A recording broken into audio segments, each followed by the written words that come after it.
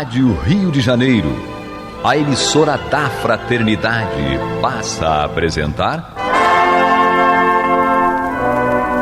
Luz na Penumbra, programa que leva ao seu coração a mensagem da doutrina espírita.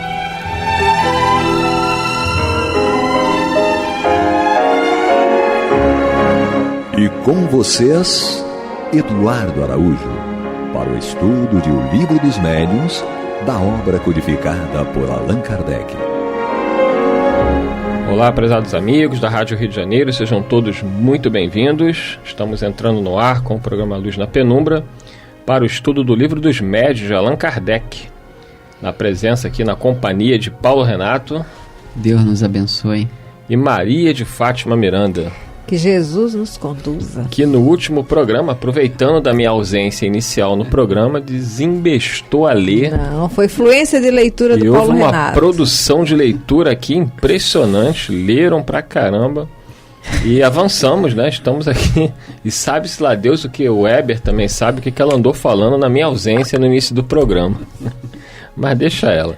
Tá tudo certo. Vamos dar a sequência aqui no item 93. Lembrando que nós estamos ainda no capítulo que trata das manifestações físicas espontâneas, que é o capítulo 5. Então hoje, dando início aqui ao item 93, que nós vamos ler vagarosamente. A Miranda estava muito acelerada no último programa, até a minha chegada. Então vamos lá. Diz Allan Kardec: a intervenção voluntária ou involuntária de uma pessoa dotada de aptidão especial para a produção destes fenômenos parece necessária, na maioria dos casos, embora alguns haja em que, ao que se afigura, o espírito obra por si só. Mas então, poderá dar-se que ele tire de algures o fluido animalizado que não de uma pessoa presente? Isso explica por que os espíritos que constantemente nos cercam não produzem perturbação a todo instante. Graças a Deus aí, comentários meus. Amém, amém. Amém, amém, Senhor. Vamos, senão minha casa ia ser um caos. Vamos lá, continua Kardec. Primeiro, é preciso que o espírito queira, que tenha um objetivo, um motivo, sem o que nada faz. Depois, é necessário muitas vezes que encontre exatamente no lugar onde queira operar uma pessoa apta a secundá-lo, coincidência que só muito raramente ocorre. Se essa pessoa aparece inopinadamente, ele dela se aproveita. Mesmo quando todas as circunstâncias sejam favoráveis, ainda poderia acontecer que o espírito se visse tolhido por uma vontade superior, que não lhe permitisse proceder a seu bel prazer.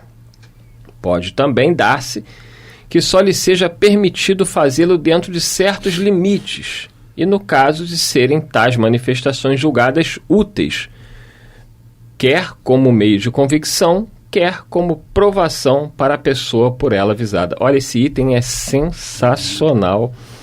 Como Kardec conseguiu resumir nesse item 93 as diversas possibilidades, né? Porque assim, no programa anterior, Paulo Renato chegou a comentar, Miranda, da possibilidade sim do espírito produzir o fenômeno sem a presença de um médium de efeitos físicos no local, o que daria mais trabalho, não é isso, Paulo Renato? Isso. Chega perto do microfone aqui para você complementar. Justamente. Mas é possível, porque há quem negue que não é possível. Sim, Kardec possível. Deixa claro aqui que sim, é possível. Ele vai ter que buscar essa energia em algum lugar e transportá-la. E a questão que as energias, a gente talvez não se dê conta disso, mas a energia também se consome. Né? O espírito teria que proteger aquela energia de modo que ela pudesse, depois de transportada, ser útil. Então é uma série de considerações aí que a gente não leva a efeito em comentários, mas quando se desloca energia, há uma perda razoável dessa energia, e o espírito tem que saber proteger aquilo que transporta. No caso aí, energia. Tem várias situações dessa no próprio livro No País das Sombras, daquela média de Esperance, Elizabeth de Esperance ou Esperance. Elas fazem umas citações sobre materialização interessante. E aí, Miranda, ele coloca as situações possíveis, né? Nesse item 93.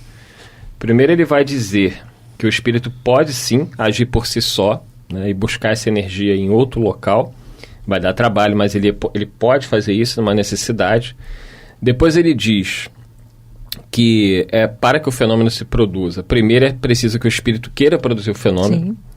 Em segundo lugar, ele diz que caso ele queira, ele ainda tem que encontrar uma pessoa que sirva, né, de instrumento para ele, né, que doe a energia, o fluido.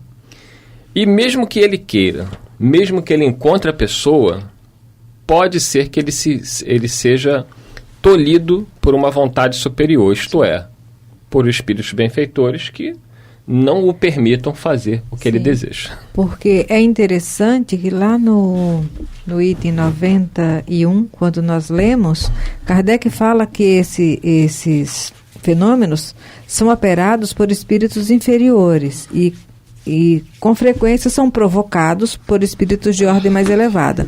Então, isso significa o quê? Mesmo o espírito inferior, sabendo, podendo, que às vezes ele nem sabe como, não é? Ele podendo operar, não significa que ele vai fazer o que quiser na hora que tiver vontade. Porque nada acontece sem a supervisão de Deus.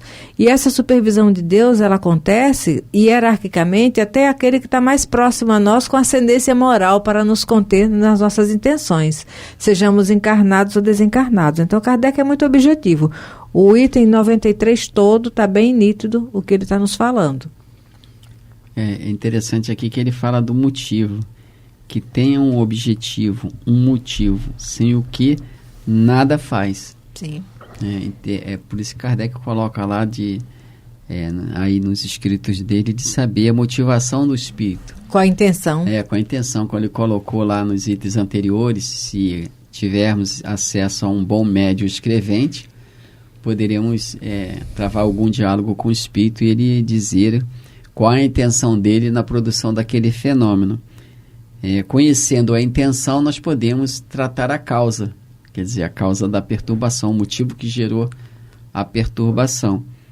Porque até então, tentar só é uma tentativa infrutífera, tentar fazer cessar o fenômeno sem atender a causa, né, que está gerando o fenômeno. Então, achei interessante essa colocação de Kardec. É preciso que o espírito queira, que tenha um objetivo, um motivo, sem o que nada faz. Até porque, como nós estávamos brincando durante a leitura, né, se os espíritos tivessem a seu bel prazer a possibilidade de promover efeitos físicos, a nossa situação seria muito complicada. Primeiro que a gente ia viver apanhando sem saber de onde ia tomar tanto tapa, né?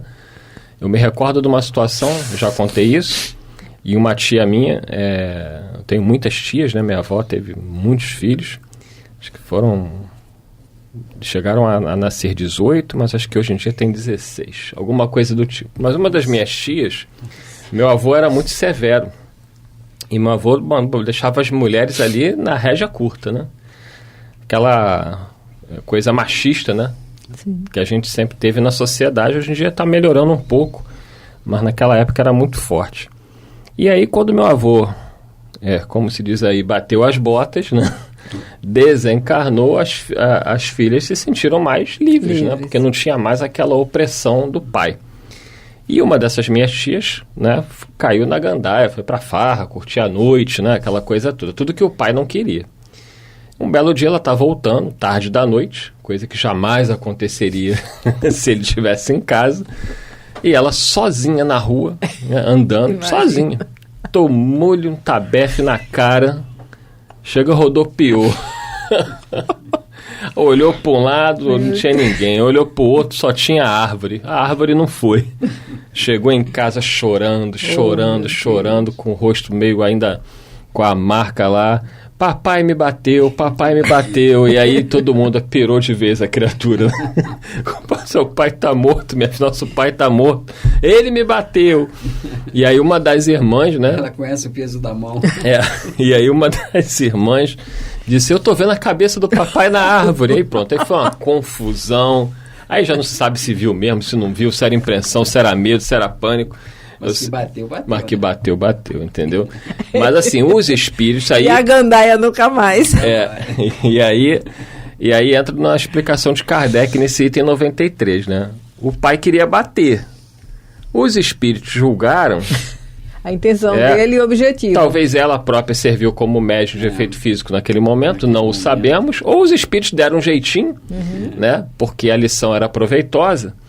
E, seja como for, o pai queria bater, os espíritos deram um jeito. Os espíritos, né? carregaram na mão do pai. E foi o suficiente para ela tomar um tabefe, né? E ela refletir de que o pai, apesar de desencarnado, não estava morto, estava vivo. E não aprovava, né, o comportamento dela, se aproveitando da ausência dele para poder fazer aquilo que ele não gostaria que as filhas fizessem.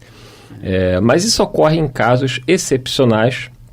Os espíritos às vezes permitem, até não como punição, né? As pessoas falam, foi uma punição, não.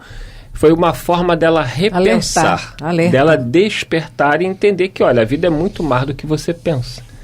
A vida continua depois da morte, existe a responsabilidade. Não quer dizer que ela tenha entendido a lição, mas a oportunidade lhe foi dada, nunca mais ela tomou nenhum tabefe, né? Foi só aquela oportunidade. Porque se fosse tão fácil assim... como eu disse, a nossa situação ficaria bastante delicada, né? Eu já tive reuniões mediúnicas que o espírito olhou para mim e falou, se eu pudesse, eu arrebentava com você, eu te triturava, e você via claramente o ódio do espírito e realmente o que ele estava falando era verdade. Se ele pudesse, era o que ele faria mesmo. Então a gente conta muito com a assistência dos bons espíritos, né? Com a misericórdia de Jesus, que sabe que apesar de devedores que somos, estamos pelo menos nos esforçando para nos tornarmos pessoas melhores. É interessante também, a gente pode fazer uma outra análise sobre a questão do motivo. Na verdade, o motivo pode ser uma força propulsora, uma força que impulsiona. Muitas vezes a gente acha que o motivo é só... a questão de um interesse mais imediato, né? Não, eu tenho motivo para ir na casa do fulano, eu tenho motivo para fazer tal coisa, como se fosse uma força superficial. Mas o motivo aqui, a gente também pode entender que seja uma alavanca, digamos, dentro de nós, né? Uma potencialização da vontade, seria a potencialização da vontade. É o querer com mais firmeza. Na medida que a gente deseja algo sinceramente... A concentração. Quando a gente deseja algo sinceramente, parece que a gente movimenta forças interiores na direção da realização daquele algo. Quando nós não temos interesse real em qualquer realização, essa movimentação da alma é muito fraca. É o que os espíritos tocam no assunto quando fala sobre paixões no livro dos Espíritos. Quando ele fala sobre o querer. Muitos dizem que querem, mas bem contentes ficam, na resposta que eles dão, bem contentes ficam que as coisas não sejam como dizem que eles querem. Quer dizer, ele não tem a motivação da mudança real. A pessoa fala, eu quero mudar, mas essa motivação que faz com que a alma se movimente, ela na realidade não existe. Então aqui pode ser essa mesma questão, né? Aquelas duas irmãs que você se referiu no programa aí, num desses programas, que tinha lá os incômodos com os espíritos, né? O espírito tinha uma motivação interna, emocional, para causar perturbação a elas, que era elas terem falado mal deles, etc. Então, às vezes, a gente também tem que pensar nisso, essa força que vem da alma e que impulsiona a pessoa, às vezes, a superar obstáculos. Miranda? Não, eu não tenho nada a acrescentar, não. Então, ainda temos tempo, vamos ler mais um pouquinho.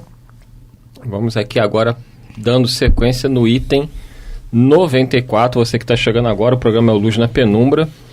Nós estamos aqui, eu, Eduardo Araújo, Paulo Renato, Maria de Fátima Miranda. Agora sentou ali o Pablo, sai o Weber, senta Pablo, de substituição. E nós estamos no capítulo que trata das manifestações físicas espontâneas, que é o capítulo 5, e vamos dar início ao item 94.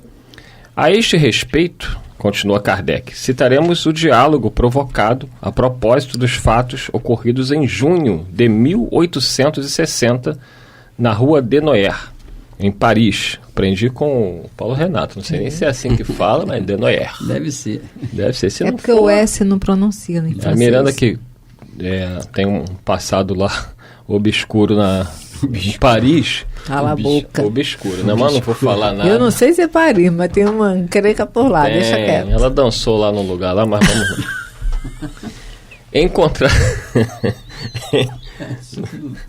Os ouvintes dariam tudo para saber sobre esse passado de Miranda em Paris.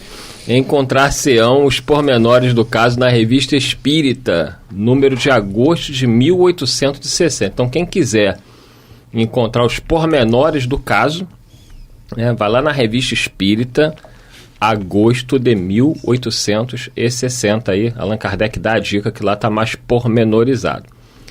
E aí ele tem um diálogo com São Luís e pergunta o seguinte ao Espírito de São Luís: quererias ter a bondade de nos dizer se são reais os fatos que se dizem passados na rua Desnoyers? Quanto à possibilidade deles se darem, disso não duvidamos. Resposta: são reais esses fatos. Simplesmente a imaginação dos homens os exagerará. Será por medo, seja por ironia. Mas, repito, são reais. Produz essas manifestações um espírito que se diverte um pouco à custa dos habitantes do lugar. Allan Kardec volta a perguntar: haverá na casa alguma pessoa que dê causa a tais manifestações? Responde São Luís: elas são sempre causadas pela presença da pessoa avisada. É que o espírito perturbador não gosta do habitante do lugar onde ele se acha. Trata então de fazer-lhe maldades, ou mesmo procura obrigá-lo a mudar-se. A gente vê muitas histórias desse tipo, né? Lá nos Estados Unidos o pessoal produz muitos documentários falando de pessoas que são obrigadas a se mudarem em determinados locais porque os fenômenos que ocorrem ali deixam os moradores numa situação assim praticamente impossível de habitar a casa. E muitas vezes percebe-se que não é nada nem contra a pessoa propriamente, é contra qualquer um que queira morar ali, porque como aqueles espíritos julgam que ali é a casa deles, eles não querem nenhum estranho ali dentro. E aí, Miranda, o que faz numa situação dessa? Tem aquele filme, Os Outros, não é? Retrata bem isso. Mas olha, o Evangelho de Jesus, quando estudado com sinceridade, lido, meditado, é remédio para quem está chegando e para quem estava lá. Porque tem socorro para tudo. E são espíritos que às vezes estão desorientados. Né? Naquele filme Os Outros fica bem evidente a desorientação daquela mãe. Né? Tadinha, né? Meu Deus, Ave Maria, imagina. O Pablo, quando compra uma casa, ele entra com espada de São Jorge, comigo ninguém pode, olho de boi, defuma tudo. Adianta, ô Paulo Renato?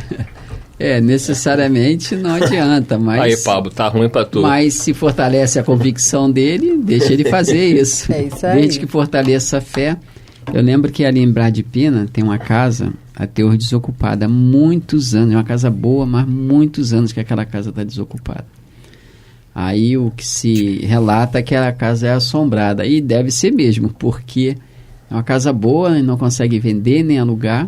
Está lá há muitos anos. Aí, Pablo, uma casa boa para você ir morar. Tá disposto? Não. É interessante a história daquela casa onde hoje é a CF, né? Levou muito tempo fechada, sabe? Nem alugava, nem vendia, até que o centro depois... Eu sempre lembro, a Miranda, que os ouvintes ficam assim, que CF é essa que ela está falando? Sociedade de Estudos Espíritas Fraternidade, Rua Enes Filho, 71. Bairro da Penha, isso aí. Reunião pública lá às 19 horas às terças-feiras. Isso. É interessante essa questão aí de realmente a gente não se cuida disso, né? Não tem atenção para isso. Mas é interessante realmente, quando for alugar, comprar uma casa, saber quem eram os seus moradores, o que motivou a sua saída dali, né? Quais eram os seus hábitos, para que a gente fique prevenido sobre determinados assuntos. Até porque Jesus recomendou que quando entrássemos numa cidade, procurássemos uma casa tal, e oferecêssemos a nossa paz. Quer dizer, essa recomendação de Jesus é para que a gente verifique onde está pisando. Né? Para que a gente não entre, como se diz, com a cara e a coragem, e depois se veja surpreendido por determinadas situações. Não estou dizendo que estas casas assombradas devam ser evitadas. Eu lembro que quando eu fui morar numa determinada casa, anterior a essa que eu moro, a pessoa, a esposa do dono, falou assim: vocês vão morar aí? Ela, em vez de favorecer a compra, ela estava Tem certeza que você quer morar aí?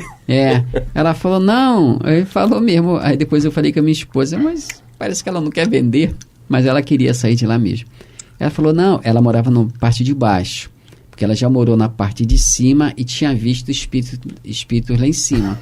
Então o que ela fez? Ela obrigou, péssima vendedora. Aí ela obrigou o marido a ir para a casa de baixo e em cima eles desmembraram para vender. Aí ela me chamou lá no cantinho e falou, essa parte aqui em cima, né? Tem uma senhora, eu já vi isso, aquilo, outro. E ele escutou ela falando, ela falou, mas fulana, tá falando isso de novo, vai impressionar. A pessoa quer vender a casa e fala assim, ele queria vender, você quer morar lá em cima? Você tem uns espíritos esquisitos. Ela tadinha, ela querendo ajudar, estava complicando a venda. Ela né? Boazinha, né, coitada? Boazinha, E ele, não, esquece, isso é coisa da fulana. Se a Miranda ia falar, vai lá, casa boa, boas energias.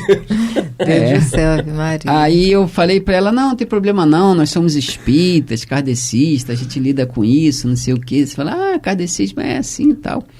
E realmente a gente ficou ali um tempo, né? E aí a casa era tranquila? Pô? Não, olha, eu digo o seguinte, que tinha as coisas naturais que a gente às vezes presencia, né? Mas nós tivemos uma grande ajuda de uma mulher realmente ali. Foi com relação à minha filha. Interessante, olha só. Ela ajudou a tratar minha filha, porque minha filha ficou numa situação muito ruim. Foi uma fase difícil, né? Se não fosse por ela, minha filha... Era doença física? Eu acho que era espiritual. Eu tinha quase certeza, mas não tinha certeza. Qual era a idade da sua filha? Era pequenininha. Bem pequena. 3, 4 anos, ou menos. E os médicos não descobriam que ela tinha? Não descobria. O médico avaliava, ia lá, não dava resultado. Não dava. E aí essa entidade espiritual ela que ajudou, aquela senhora que ajudou. E como que ela ajudou? Você percebeu? Sugerindo ao que nós deveríamos fazer. Né? Aí que ela começou a melhorar. Aí depois eu falei para minha esposa, bendita a assombração. Né? Muito tempo depois que estava tudo bem, né? Graças a Deus. Mas quer dizer, aquela mulher nos ajudou muito. Muito, muito mesmo. A gente é muito grato. A gente nem sabe, a gente nem sabe se era ela quem provocava lá os tais fenômenos. Acho que não, né? era. Não era. Porque provavelmente com a entrada de vocês e juntamente a entrada do evangelho na casa, né, que vocês sempre fez o evangelho e tal, quem estava ali foi assistido. E essa irmã do plano espiritual ainda trouxe o auxílio para a sua filha. E esse espírito, auxílio. De repente, poderia estar ali até ajudando outros espíritos. Tentando esclarecer. Tal. Então, vocês foram atraídos para lá para o Evangelho. Acabou o tempo, a gente nem percebeu. Então mas uma coisa eu digo, eu não moraria numa casa que a Miranda morou, entendeu? Não faça isso. Moraria não, sei lá, né? O que ela faz nessas casas aí. Bem, se alguém quiser... Tem muito miado. Tem muito miado. A vizinha fala quando a unha da Nesta tá grande que só escuta... Viu? Ia ser assombração canina e felina. Muita paz a todos e até o próximo programa, se Deus quiser. Jesus nos conduza. Deus nos abençoe. Você está ouvindo o programa Luz na Penumbra.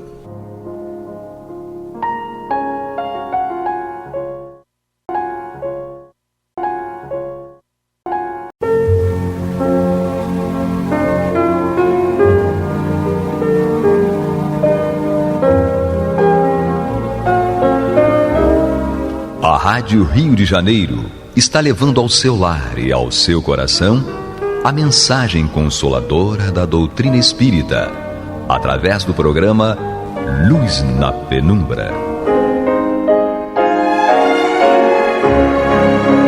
E agora com vocês, Amaury Santos e Astênio Oliveira, para comentar os textos da Revista Espírita de Allan Kardec no período de 1858 a 1868. Olá, amigos, queridos irmãos, estamos aqui mais uma vez para estudarmos a Revista Espírita de 1858 a 1868. Eu, Amaury Santos e Astênio Evangelista de Oliveira.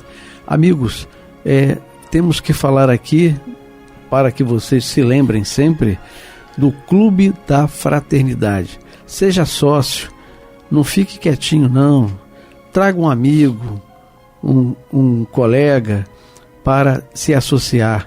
Você contribuindo, você vai nos ajudar, porque é uma rádio que atende a toda a família. E o telefone para que você possa auxiliar é 3386-1422. 3386-1422. Astênio, onde nós paramos, né? Nós íamos começar uma nova observação. Isso, nós estamos estudando a Revista Espírita de julho de 1858. E o tema que nós começamos a estudar no nosso último programa foram as considerações sobre a fotografia espontânea do Allan Kardec. Então, um texto escrito por Allan Kardec, considerações sobre a fotografia espontânea. E nós paramos num parágrafo, né, em que ele dizia o seguinte: ele está na Sociedade Parisiense de Estudos Espíritas, estão ali debatendo a questão da fotografia do senhor Badet, né, que ficou gravada na vidraça da janela da casa dele, né? Ele, durante os últimos 3 meses de vida, ele ia com frequência à janela, a imagem acabou ficando gravada ali, mas só foi revelada, né, se tornou visível de algum tempo depois da desencarnação dele, né? Bom, e aí eles estavam lá debatendo isso, e o Kardec diz que um membro ele falou que teria que aguardar o futuro para a explicação, né? Sim, exatamente. Quando os sábios continuassem os estudos. Porque a fotografia também estava muito nova. Isso, eles sabiam que havia vários reagentes para impressionar a tela. Mas o que seria? Era mais para o futuro que eles vão descobrir. Então só conheciam na época o daguerreótipo, né? Exatamente. E aí o Kardec então diz que enquanto aguardassem, ele ia mencionar um fato contado por um dos membros da sociedade nessa sessão. Exatamente. Em que eles estavam discutindo o Sr. Badet, né? A imagem do Sr. Badet, né? Então, assim, agora então que nós vamos ver, que começamos inclusive a falar na reunião passada, no encontro passado, foi desse membro da Sociedade Parisiense de Estudos Espíritas. Kardec coloca o seguinte: disse ele: eu habitava uma casa em Montrouge. Estávamos no verão. O sol cintilava pela janela.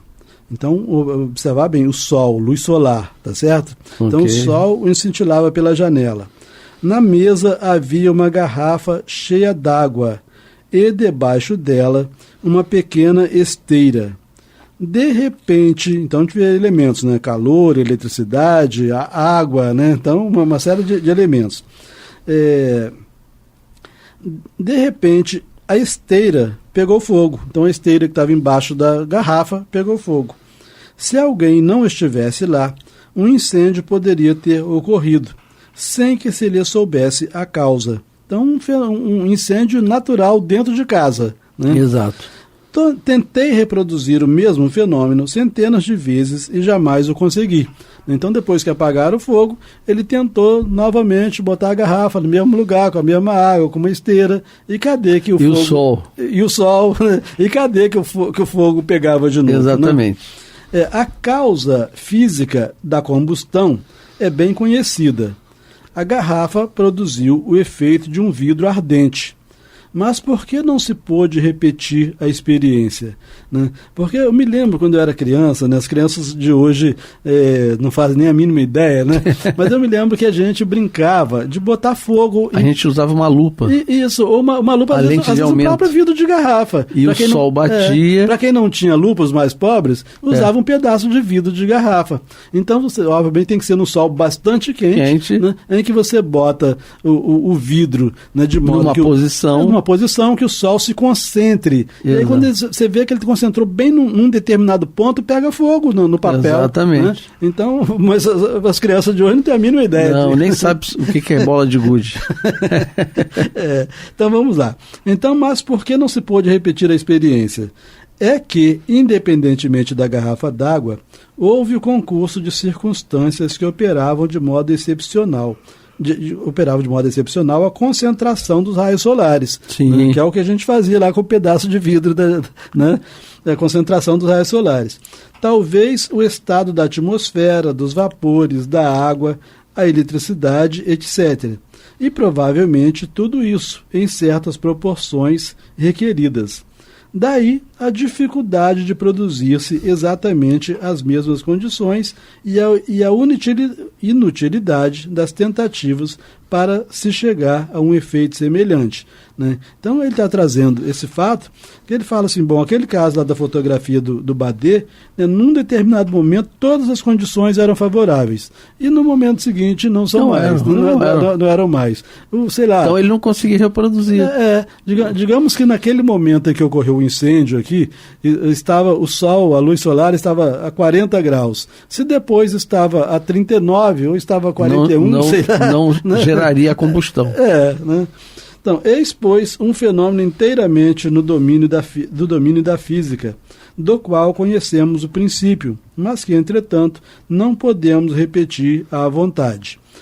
Acorrerá à mente do cético mais empedernido negar o fato, então só porque não consegue repetir à vontade, o fato não existiu? Exatamente. Né? Bom, só um cientista para poder persistir. Sim, né, esperar que se repita. Exatamente. Né? Então, a gente vê, é interessante, né, porque a gente vê os cientistas, né, às vezes passam, sei lá, 18 horas acordado tentando observar um fenômeno, né? E aí se o fenômeno não acontece naquele dia, ele vai descansar um pouquinho, no dia seguinte ele continua, né? Então, vai assim, acorrerá a mente do cético mais empedernido negar o fato? Seguramente não. Por que, então, negam esses mesmos céticos a realidade dos fenômenos espíritas? Falamos das manifestações em geral, simplesmente por não as poderem manipular à vontade. Né? Então, simplesmente porque eles não conseguem repetir o fato, né, no laboratório dele, então o fato não existe. Né?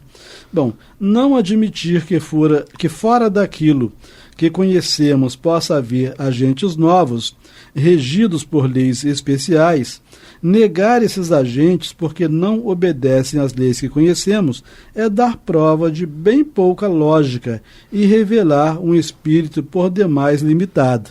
Né? Então o cara está se achando bam e é um tremendo limitado, né? Porque exatamente. Não consegue ver o básico, né? Que é saber que a natureza não é escrava do homem. Né? Exato. Prossigamos então, nós estamos estudando as considerações sobre a fotografia espontânea, né, na revista de julho de 1858. Voltemos à imagem do Sr. Badet. Então agora, quem não pegou os programas anteriores vai ficar com um pouquinho de dificuldade, né? Porque Kardec vai voltar agora às imagens do Sr. Badet, que ficaram gravadas lá na vidraça da casa dele, enquanto ele vivia nos últimos tempos de vida. Só recordando rapidamente, né? Porque senão quem está entrando agora não consegue entender nada. Não consegue entender nada. Então voltemos à imagem do Sr. Badet. Como nosso colega e sua garrafa, então o colega lá da Sociedade Parisiense dos Espíritos, sim, que falou da garrafa que fez a combustão. A combustão, né? Então, como nosso colega e sua garrafa, certamente se farão numerosas tentativas infrutíferas antes de obter qualquer êxito, até que um acaso feliz ou o esforço de um gênio poderoso possa dar a chave do mistério. Então, isso se transformará provavelmente numa arte nova, de que se enriquecerá a indústria.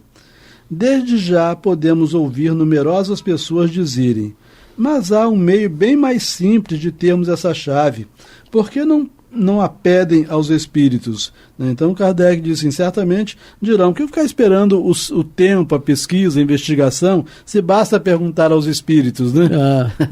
É mais fácil, né? Poxa. Aí o Kardec coloca assim: é o caso de realçar um erro em que cai a maior parte dos que julgam a ciência espírita sem a conhecer. Lembremos primeiramente deste princípio fundamental: os espíritos, ao contrário do que se pensava outrora, longe estão de tudo saber. Então, esse é um primeiro ponto. Não adianta perguntar ao espírito. Eles também foram homens. Sim. Então tem limitações. Tem limitações. Aí vê que foi perguntado ao próprio senhor Badê. Sim. Ele disse, deixa a ciência descobrir. Ajuda, mas resolveu o problema e ele não sabia resolver o problema, né? Então, esse é o primeiro ponto, né? Que ele fala assim: lembramos primeiramente deste princípio fundamental. Os espíritos, ao contrário do que se pensava outrora, longe estão de tudo saber. Então, esse é o primeiro ponto, porque tem outros pontos, né? Os espíritos, mesmo que saibam, não podem dizer, ou nem sempre podem dizer. Exato. Então, prossegue assim: ó, dá-nos a escala espírita. E aí, quando ele fala a escala espírita, ele está se referindo ao estudo que está no livro dos espíritos, né? A escala espírita, tá certo? Então, ele fala assim: dá-nos a escala espírita à medida de sua capacidade e moralidade. E diariamente a experiência confirma nossas observações a respeito. Então não basta ser espírito para que esteja em condição de responder a toda e qualquer pergunta, né? Sim. Qualquer espírito que responda a toda e qualquer pergunta é espírito zombeteiro, tá certo? Então, mostrou... Que gosta de brincar com a gente. Isso, né? Se dá resposta para qualquer coisa... É um gênio. Então, dá-nos a escala espírita à medida de sua capacidade e moralidade, e diariamente a experiência confirma nossas observações a esse respeito. Os espíritos, pois, nem tudo sabem, em muitos aspectos sendo bastante inferiores a certos homens. Eis o que não podemos jamais perder de vista. Então devemos considerar que muitos espíritos são, sob diversos aspectos, inferiores a certos homens, né? Então o espírito Badê, autor involuntário do fenômeno de que nos ocupamos, então esse fenômeno da imagem do Badê na janela da casa onde ele viveu, né, quando estava vivo, né? Então o espírito Badê, autor involuntário do fenômeno de que nos ocupamos, por suas respostas demonstra certa elevação, mas não grande superioridade. Ele próprio reconhece sua falta de habilidade para dar uma explicação completa. Como dissera, isso aí ele coloca entre aspas, tarefa de outros espíritos e do trabalho humano. Então Kardec resgata lá atrás, né, o que o Badê havia dito na manifestação lá na sociedade. Né? Então o Badê diz, isso é tarefa de outros espíritos, ou seja, de espíritos mais especializados, né, nessa área, né, e do trabalho humano, da pesquisa. É como se você me perguntasse, né, fazendo a sondagem sobre física e química. Eu não domino. Sim. Então eu só vou, olha, isso aí é a resposta para um cara que domina. Sim. Química e física. Você pode até... Eu conheço biologia, então biologia eu posso falar, mas falar limitado, porque eu também não tenho todo o conhecimento. Sim. Então, e se não tem como encarnado, como desencarnado continua. Eu vou ter a mesma capacidade que eu tinha. Então, estas últimas palavras encerram todo um ensinamento. Então, quais foram as últimas palavras? Essas do Badê, dizendo isso é tarefa de outros espíritos e do trabalho humano, né? Sim. Então, ele fala assim, estas últimas palavras encerram todo o ensinamento. De fato, seria bastante cômodo não ter senão que interrogar os espíritos para fazermos as mais extraordinárias descobertas. Onde, então, estaria o mérito dos inventores, se mão oculta lhes viesse facilitar a tarefa e poupar-lhes o trabalho de pesquisa? né? Então, como é que ele seria reconhecido pela humanidade como um grande benfeitor, né, da ciência, do progresso, etc., se o único trabalho dele foi perguntar aos espíritos, né? Não tem lógica, né? Nenhuma. Né? Os espíritos estariam atrapalhando o progresso humano se eles estivessem autorizados, né, a fazer isso, né?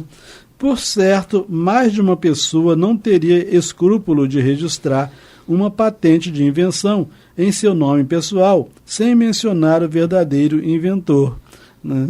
Exato. Isso aí a gente vê na psicografia, né? Se alguém recebe a mensagem de um espírito e nem faz referência ao espírito e publica como se fosse dele, né? Bem parecido também. Isso aí são os embustes, né, que temos na nossa doutrina, e que passam desapercebidos pelo leigo. Bom, acrescentemos que semelhantes perguntas são feitas visando sempre a interesse e na esperança de fortuna fácil. Então, essas perguntas aos espíritos, né? Então, acrescentemos que semelhantes perguntas são feitas visando sempre a interesses e na esperança de fortuna fácil.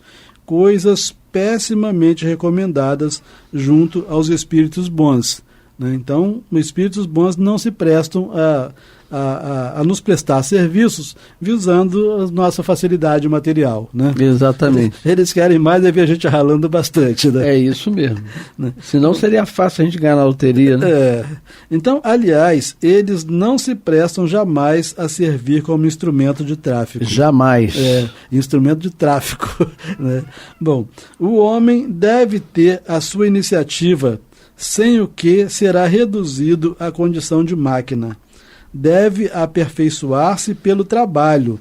Inclusive a gente nasce, né, no mundo físico, onde tem limitações para tudo que é lado, exatamente para superar as limitações. Exatamente. Se vêm os espíritos e revelam tudo, que limitação que graça que a gente superou, né? Exatamente. Então deve aperfeiçoar-se pelo trabalho.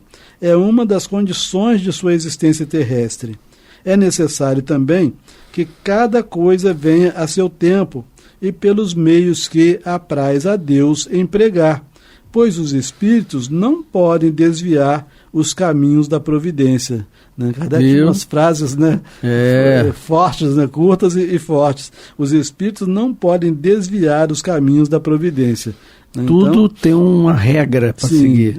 E se a providência, é a lei. Se a providência estabeleceu a vida física com esquecimento do passado, etc., exatamente para você não poder utilizar, pelo menos de modo fácil, né, nem os seus próprios conhecimentos do passado, não vai ser usado o conhecimento dos espíritos que você vai poder. Exatamente. Bom, querer forçar a ordem estabelecida é colocar-se à mercê dos espíritos zombeteiros, que lisonjeiam a ambição, a cupidez e a vaidade para depois se rirem das decepções que causam, né? Então, quando nós queremos forçar a barra, desrespeitar essa regra de que os espíritos não existem para facilitar a nossa vida. Quando nós queremos fazer isso, nós acabamos nos tornando vítimas de espíritos zombeteiros, né? Porque eles aceitam fazer o que a gente queira.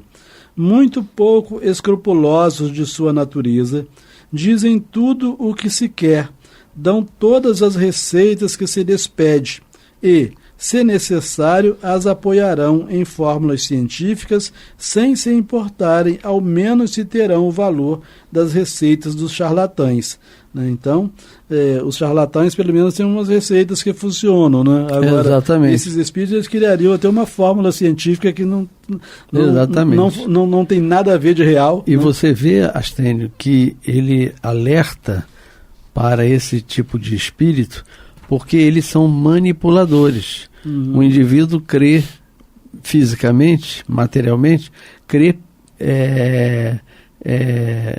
cegamente. Ele não questiona. Sim. Por isso que ele acaba caindo no ridículo. Sim. E aí o conhecimento da doutrina espírita, né, é fundamental, né? Eu recebi muito recentemente de uma editora 2 livrinhos, recebi na instituição, né? Os livros vieram para a instituição, né? Dizia a editora que estava enviando para fazer parte do acervo da instituição. E aí eu me encarrego de fazer as leituras para ver se pode fazer parte do acervo ou não, né?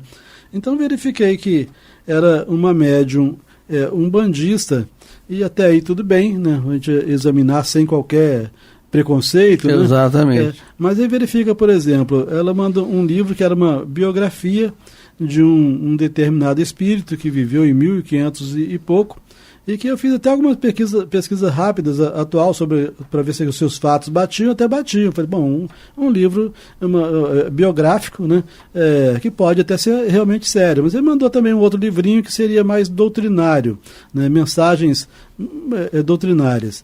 E aí,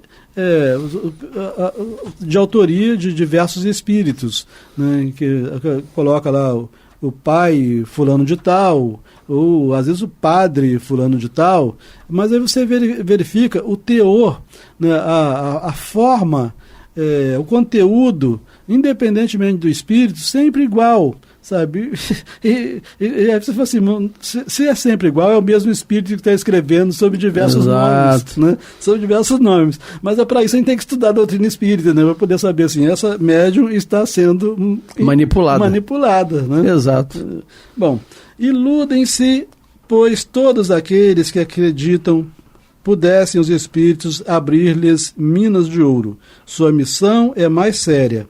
Trabalhai, esforçai-vos, eis o que de fato precisais. É engraçado que essa frase aqui, ele coloca entre parênteses, né? Porque não é uma frase dele.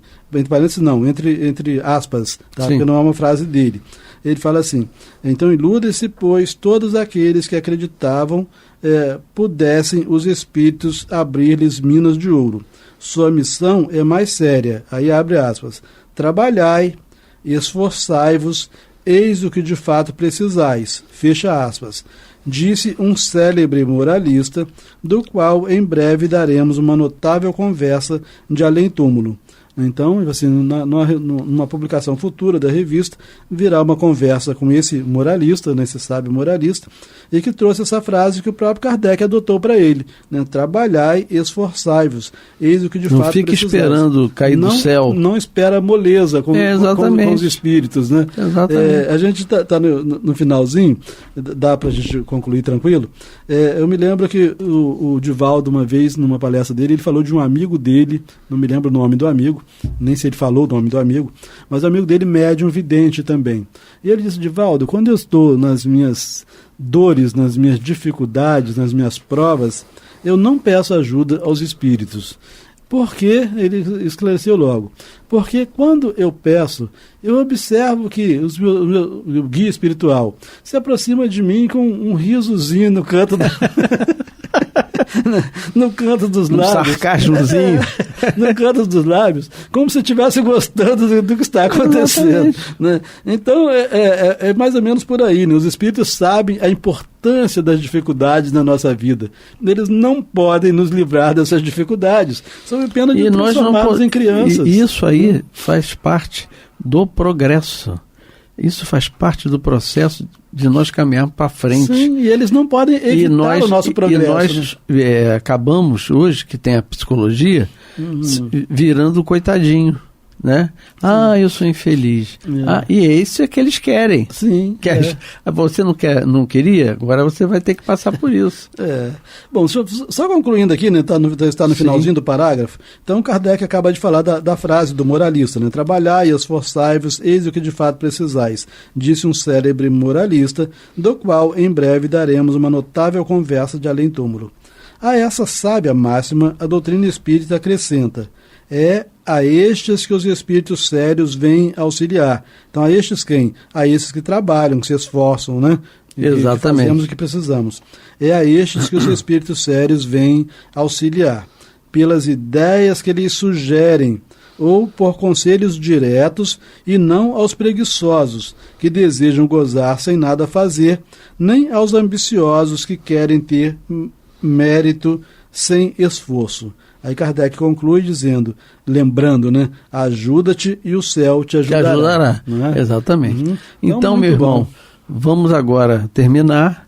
Eu, Amaury Santos. E Astênio Evangelista de Oliveira. Muita paz.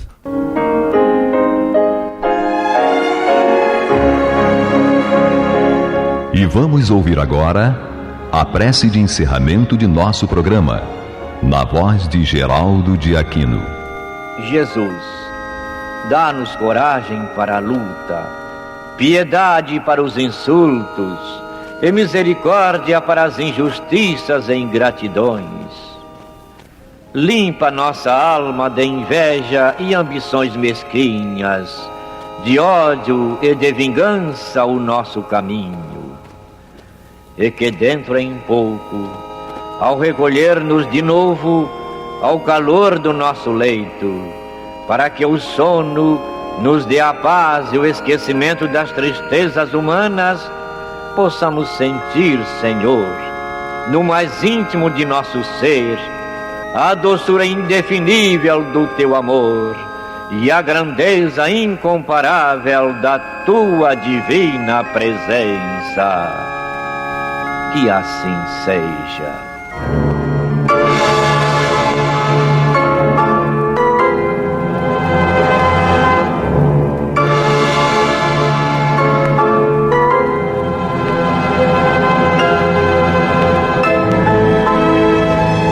Acabamos de apresentar o programa Luz na Penumbra, que voltará a ser apresentado amanhã às 21 horas nesta emissora.